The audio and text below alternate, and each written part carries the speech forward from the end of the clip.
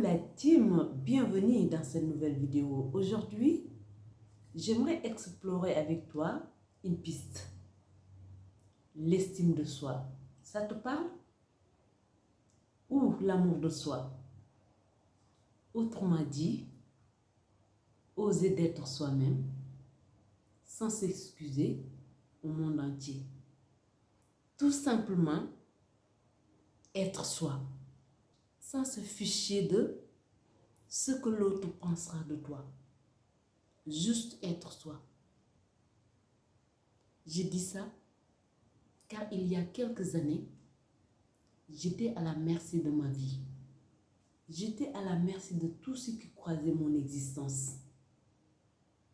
C'est-à-dire, j'aimais l'exprimer. En fait, moi, de par nature, j'aime l'humain. Donc, de fait que j'aime l'humain, j'avais du mal à affirmer qui j'étais en pensant qu'en m'affirmant, je vais blesser l'autre, ou je vais le déplaire, ou bien, tout simplement, je vais être méchante. J'ai appris. J'ai appris à dire non avec aucune culpabilité, avec aucun regret. Croyez-moi, la team, ça s'apprend. Car c'est la clé. L'estime de soi, c'est la clé. En fait, dire non, c'est quelque chose qu'on doit apprendre, car ça s'apprend. Car il ne fait pas partie de ce qu'on nous a appris. Notre éducation nous a appris de mettre l'autre en avance. Et après se mettre soi-même. Sauf qu'en mettant l'autre en avance, en s'oubliant soi-même, c'est de mettre les charrettes avant les bœufs. Je vais te dire pourquoi. En cherchant à tout le temps plaire l'autre, tu te oublies toi-même. À force de s'oublier, tu finis par manquer l'estime de soi. Tu finis par ne plus te respecter toi-même. Et cela amène un conflit intérieur et une frustration qui fait que plus tu cherches à plaire l'autre, plus tu n'es pas capable de recevoir l'amour de l'autre parce que tu ne l'as pas à l'intérieur de toi. Donc la clé, c'est de commencer par soi-même. Enlever cette masque qui pèse tellement lourd de ne pas être soi et le poser par terre. Assumer qui tu es sans s'excuser au monde entier. Car tu as une place ici. Tu n'as pas besoin d'être à la merci de tout le monde. Moi, il y a quelques années, télé était ma vie. J'étais à la merci de tout ce qui croisait mon existence. Je croyais que dire non à quelqu'un qui est en face de moi, c'est être méchante. C'est de ne pas avoir empathie. C'est de ne pas être à l'accueil de l'autre. Jusqu'au jour où le couple est plein. Car je savais que je n'étais pas moi-même. Tu sais, ce genre de gentillesse frustrant que tu ressens une poire parce que tu es à la merci de Pierre, Paul, Jacques. Une copine débarque là-bas, te dit, tu sais, aujourd'hui, il y a une soirée, ça te dit d'y aller? Ah oui, on peut y aller, bien sûr. Tu vas avec la copine. La copine, elle n'a rien fait. Car elle était venue te proposer une soirée pour que tu ailles t'amuser. Mais finalement, tu es arrivé à la soirée. Au lieu de t'amuser, tu es là assis en te disant dans ta tête, mais qu'est-ce que je fous là? Tellement frustré, tu n'as même pas envie de s'amuser, car tu es parti contre toi-même, sans se poser la question, est-ce que j'ai besoin d'aller dans une soirée ce soir? Être à la merci de tout le monde, limite un mouton, où chacun peut mettre son corde pour le tirer partout. Croyez-moi, la team, j'ai porté les deux masques. Le poids de ne pas être soi pose beaucoup plus lourd que le poids d'être soi-même. Assumer qui tu es, dire tout simplement non, je suis désolée, mais je n'ai pas envie d'y aller, sans aucune culpabilité, ni aucun regret. Cela s'appelle se respecter soi-même. En fait, on a tendance à penser que l'accent doit être sur l'autre. J'ai compris, moi, que la clé, c'est de se respecter soi-même. De s'aimer suffisamment pour dire non à l'autre. Non, là tu dépasses mes limites. Stop. Non, merci. Je suis désolée, mais cela ne m'intéresse pas. À partir du moment où tu as ce respect-là envers toi, là, les rôles se renversent. Tu ne courras plus derrière les autres pour chercher de l'amour, mais tu vas tout simplement te donner suffisamment d'amour pour pouvoir le donner aux autres. À partir du moment où tu t'aimes suffisamment et que tu es capable de dire non quand ça ne te correspond pas, le respect vient naturellement. Les autres te donnent le respect sans pour autant que tu lui demandes. Oublions l'extérieur. Tu sais, la différence entre quelqu'un qui se rebelle et quelqu'un qui se révolte, c'est que la personne qui se révolte, il tourne à l'intérieur, car il sait que le problème n'est pas à l'extérieur, c'est à l'intérieur. Et en le réglant à l'intérieur, c'est là où l'extérieur finit par se régler. C'est ce qu'il fait une personne qui se révolte. Et une personne qui se rebelle, il tourne à l'extérieur en pointant doigt aux autres. C'est toi le problème. Tu dois changer. C'est toi le problème. Tu dois me respecter. C'est toi le problème. Tu dois m'aimer. Cette personne, elle se rebelle alors qu'elle ne comprend pas que le problème, elle n'est pas à l'extérieur. Il est à l'intérieur. C'est ça la différence entre se rebeller et se révolter. Personnellement, il y a quelques années, j'étais à la merci de tous ceux qui croisaient mon chemin. Jusqu'à mon anniversaire de 37 ans en 2018. Je me suis réveillée le matin de mon anniversaire face au miroir en train de me parler toute seule.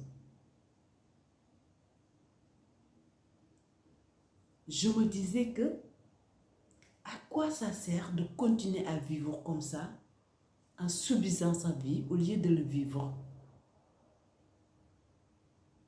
Je n'avais vraiment ras-le-bol. Car je savais au fond de moi que je n'étais pas la personne que j'aspirais être. Par peur d'être jugée, par peur de ne pas être aimée par mon entourage. Mais là, le couple était vraiment plein. À cette époque, mes cheveux arrivaient là. J'ai pris le ciseau. J'ai tout coupé. Car le chemin du retour vers Dieu commençait à prendre forme. Je n'avais plus d'envie de superficiel ou artificiel. J'avais commencé de délaisser ce genre de choses peu à peu, sans même me rendre compte. Mais encore une fois, ce n'est pas un jugement. Si cela résonne avec toi et que tu es bien dans tes baskets, en étant superficiel et artificiel, sans jugement, sans aucun jugement. L'important, c'est que chacun soit bien dans ses baskets. Et moi, je n'étais pas bien avec mon masque. Donc, j'ai tout simplement décidé de ce jour-là de l'enlever sur moi et le poser par terre. Regarder le monde droit dans les yeux et de le dire tout simplement, oui, je ne veux pas partie de votre critère, mais et après, de créer ma propre critère de féminité. Au lieu d'être là, à répondre à un critère, à essayer de rentrer dans une boîte ou dans une case, alors que moi-même, je savais que je n'étais pas cette case. J'ai tout simplement dit non et stop. Il y en a ras-le-bol. Et j'ai décidé ce jour-là. Je me suis éloignée de tout ce qui m'a empêché d'être moi-même. Je me rappelle en 2019, je suis partie en vacances au Sénégal. J'arrive, ma mère me dit, je t'en supplie, mets une perruque sur toi. Prends les perruques de tes filles et tu le mets sur ta tête. Je l'ai regardé droit dans les yeux. J'ai dit pourquoi? Il me dit, les voisins, qu'est-ce qu'ils vont dire? S'il te plaît, fais ça pour me faire plaisir. J'ai tourné vers elle. Je me rappelle, je suis assise. J'ai dit, écoute, jusqu'à présent, j'ai vécu ma vie en cherchant à te faire plaisir, en s'éloignant de moi-même. Aujourd'hui, je n'en peux plus. Soit tu m'aimes tel que je suis, sans ceci et cela, soit tu me détestes, maman. Mais je suis désolée, je ne vais pas mettre un perruque, ni une foulard, ni quoi que ce soit pour les voisins. Je vis ma vie selon mes critères et mes lois, mais pas selon les lois que les voisins me dictent. Tu peux m'accorder cette liberté? Je l'ai dit. Ma mère me regarde comme ça, bouche bée, la pauvre. Elle devrait se dire, celle-là, elle a pété les plombs. Du coup, elle me regarde comme ça, elle me dit, d'accord, moi, ça ne me dérange pas, mais c'est les voisins. J'ai dit, écoute, si les voisins te disent quelque chose, tu n'as qu'à leur dire que ce n'est pas ta tête, c'est ma tête qui vient me voir. Croyez-moi, depuis ce jour-là, j'ai appris à être moi-même. Je pense que j'avais besoin de faire face à ma mère. Parce que ma mère, c'est quelqu'un qui était dur en éducation en fait. Mais comme on le sait tous, je pense que les éducations diffèrent de pays à l'autre. Et surtout qu'en Afrique, les gens ne vivent pas leur vie. Ils vivent leur vie à travers ce qui plaît le voisin Et qu'en dira-t-on? Moi, ce jour-là, j'ai regardé ma mère droit dans les yeux. Je lui dis, stop. La coupe est pleine. Jusqu'à présent, je m'ai oublié moi-même pour soi-disant te rendre fier, pour soi-disant te honorer. Aujourd'hui, je prends la décision, conscient de me honorer moi-même d'abord, avant de honorer quiconque. Croyez-moi, c'est de là la paix intérieure devenue mon source d'être. Je me suis sentie tellement apaisée, comme si mon âme ouvrait les bras en me disant, nous voilà, bien arrivés chez toi. J'ai senti tellement une paix intérieure et un bien-être. Je me suis dit, pour rien au monde, je n'accepterai plus rien contre moi-même. Juste pour faire plaisir aux autres. Ou par peur d'être jugé. La team, croyez-moi, la clé, c'est l'estime de soi. Ou autrement dit, l'amour de soi. Beaucoup de gens parmi nous pointent le doigt aux autres. Tu dois me respecter. Tu dois m'aimer. Tu dois me ceci, tu dois me cela. Au lieu de dire, je dois m'aimer moi-même. Je dois me respecter moi-même. Tu vois l'inverse? Au lieu de dire tu dois, tu fais tout simplement l'inverse. Je dois me respecter. Je dois m'aimer. Je dois m'accepter pour que les autres m'acceptent. Car à partir du moment où tu t'acceptes toi-même et que tu te respectes toi-même et que tu t'aimes suffisamment, les autres te le donnent tout simplement sans pour autant que tu le demandes. Car le respect, ça ne se demande pas. Tu le donnes aux autres, ils te le retournent tout simplement.